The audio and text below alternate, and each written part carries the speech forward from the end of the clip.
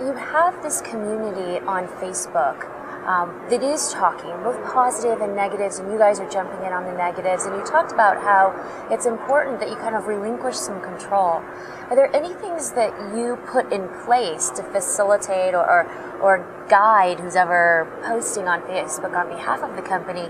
Here's the personality. Here's how you convey our culture or our brand online, and here's what you can say versus not say. What did you guys put in place before you decided to go with this approach? I mean, for us, it really came down to looking at these being tools of conversation. Right now, digital just happens to be the place where we're going to have the widest audience for us. So when we looked at our digital presence, it's no different than if somebody walks into the property and walks up to the front desk. When I work with the properties, there's a hesitation sometimes to jump in on a digital conversation because it's technology and that's all they see. So we strip away that kind of technology or that digital aspect of it. It's just conversation.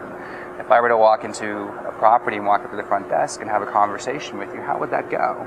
What would you say? How would you handle it? So we really looked at how do we, at the property level and the face-to-face, what's our voice? How do we represent our brand and our properties? Because that's how we want to represent it digitally, because we want to have that consistency of our brand. We don't want a different voice digitally than we have if you walk into the property.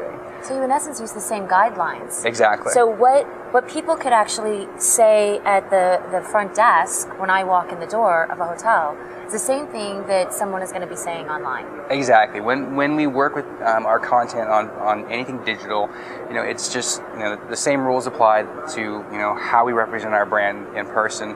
The thing that I throw in is just that you might have a few million people eavesdropping on you.